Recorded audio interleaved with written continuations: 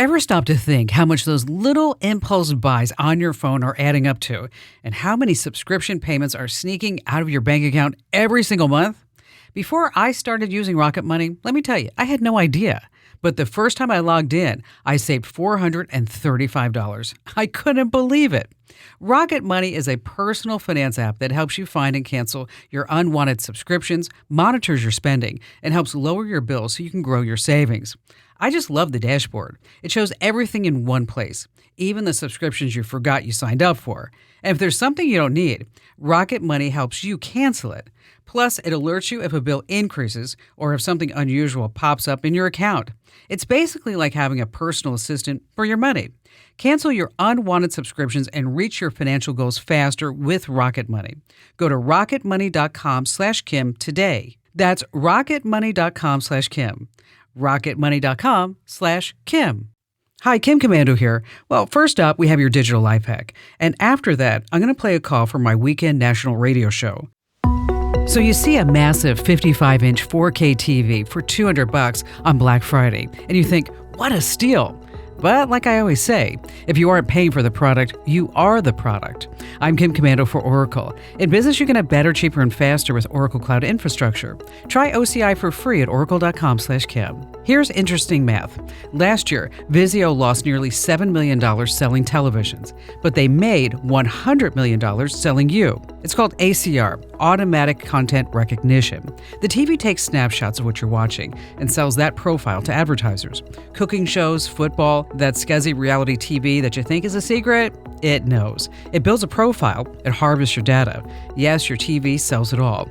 Here's how you blindfold it. Go into Settings, then Privacy. You're looking for switches marked Viewing Data, Live Plus, or Smart Interactivity. Toggle them off on your TV. And look for mic settings too. That's how they listen. Get my newsletter at getkim.com. Next up, a call from my weekend show, The Kim Komando Show. Enjoy. In business, they say you can have better, cheaper, or faster, but you only get to pick two. What if you could have all three? That's exactly what Cohere, Thomson Reuters, and Specialized Bikes have since they upgraded to the next generation of the cloud, Oracle Cloud Infrastructure. OCI is the blazing fast platform for your infrastructure, database, application development, and AI needs, where you can run any workload in a high-performance environment and spend less than with other clouds. How's it faster? OCI block storage delivers more operations per second. Cheaper, up to 50% less for compute, 70% less for storage, and 80% less for networking. Better, in test after test, customers report lower latency and higher bandwidth versus other clouds.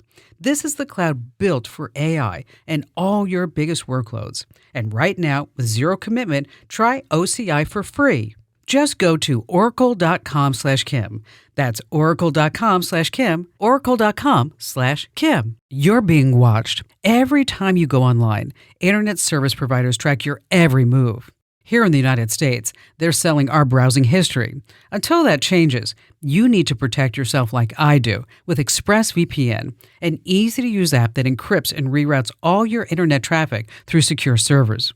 With ExpressVPN, your internet provider can't see your browsing history, and it hides your IP address and location. Plus, you can even change your IP address to stay completely private and anonymous online. And with servers in over 100 countries, you can appear virtually anywhere. It's so easy to use. One button and you're connected. And with apps for every device, phones, laptops, desktops, tablets, ExpressVPN makes it simple to stay private anywhere you connect. Start taking your online privacy seriously like I do with ExpressVPN. Get up to 4 extra months of ExpressVPN right now at expressvpn.com/Kim. That's expressvpn.com/Kim. Jane in Atlanta, Georgia. Hi there, Jane. Hi, Kim. Good to speak with you. Well, thanks for your call. So what's happening with you? What's on your mind? Well, first off, thank you for the shout out to veterans. I come from an entirely military family, and so I appreciate that. Anybody that gives a shout out to our vets.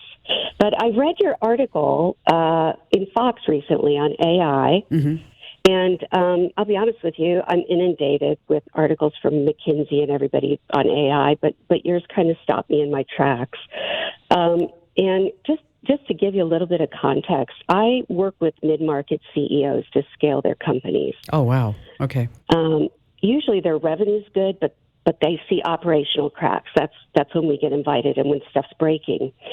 I see a real fear with these guys about leveraging AI to really a competitive advantage. So, why is that? honey, I was hoping you could tell me. Well, it could be, because I've talked to mid-market CEOs and COOs, and some of it is fear. Yep. And I think some of it is, I might make the wrong decision. I might go down this wrong path. There you go. Right. So MIT just had a study about enterprise organizations leveraging AI and how little ROI they see out of it. That's correct. I know. And my clients can't afford to waste money like that. Yeah. So that's a big part of the fear, right? Yeah, because it does cost money to implement.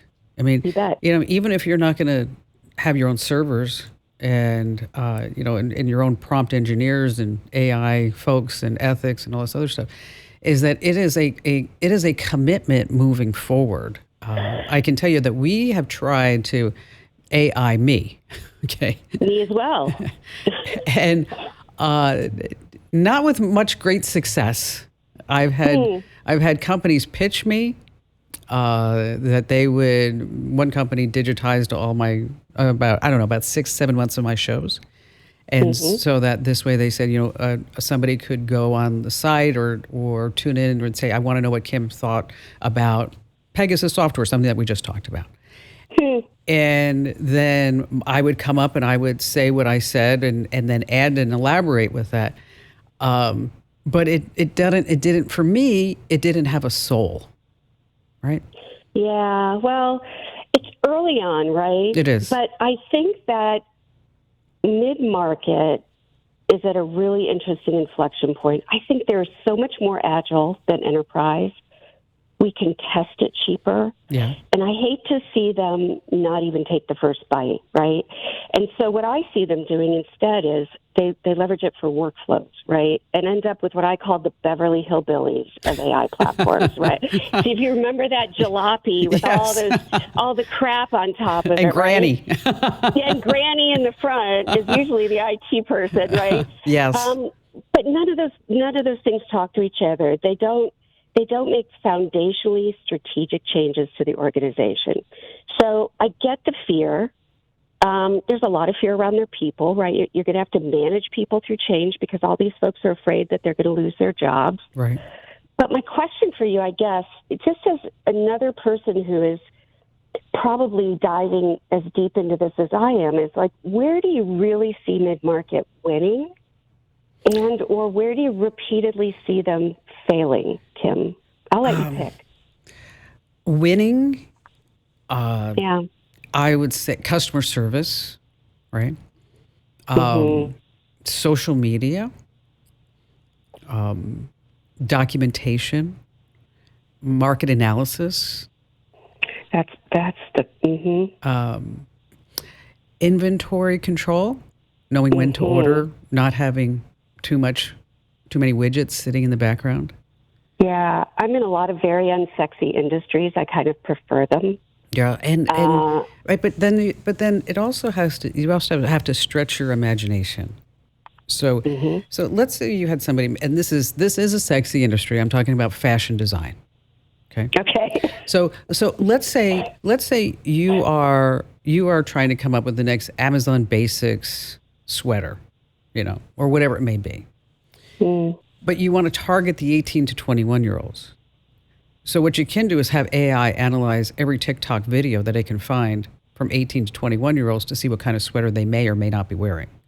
So so mid-market, what industries, because you say they're not sexy, give me some. Manufacturing, logistics, anything with flooring, tool belts and steel, toed boots. I just love those people, I guess. So, but I agree with you on inventory. I think it could help with estimating. I had a client make a $2 million estimating mistake. Ooh. Totally unnecessary. Wow. Yeah, $150 million company. That's a pretty big ouchie. Yeah. Estimating is a place. But I think that what I tell them is and I'd love your point of view on this. I tell them, guys, this is not a tech play. No. This is a strategic play. Yeah. You know what? It needs to live in the C-suite before it makes it to the tech department. Because if you're not using AI, your competitors are. Yep, that's what I tell them. It's the thing that you're going to lose to is your competitor getting ahead of you. Yes, this is not just on their workflows. No, right? Exactly. No, you need to be using AI, and you need to have somebody who's an AI champion somewhere among the C-suite, so that this way they can talk that language. So then the question is, well, where do I find these people? Other than somebody who just taught themselves prompts at ChatGPT, right? It's like, and so that's where what's rolling out now across the country is OpenAI, of course, the makers of ChatGPT. They are partnering with certain universities, and to come up with almost like a master's degree in AI. I think we have that at Georgia Tech. Beautiful. It's a 1 year. I think we do. Yeah, it's a 1 year program, and you. Just as if you were going to be getting your MBA, which seems kind of archaic right now, is that you're going to get a master's in artificial intelligence. And, and if you're sitting there saying, well, I don't have a year or, that's, I understand that, but they have 5-week classes. They have 8-week classes. They have classes at night during the day, because it's really something that you need to do. And Jane, you're absolutely 100% right. I mean, this is not a tech play, people. This is life. This is strategy. This is getting your company to the next level using artificial intelligence and having these conversations with consultants like Jane, so that this way you know where the heck you're going and you're not going to be left in the digital dust, because if you're not embracing AI, you will be toast. That's just the way that it is. Jane, thank you so much for joining us here on the show. Really interesting conversation for anybody who owns a business of any size. Hey, join over 650,000 folks who get my free newsletter every single morning. You're going to love it. It takes just 5 minutes to stay up to date on everything that's happening in the tech world. Get the current newsletter. Sign up now at getkim.com.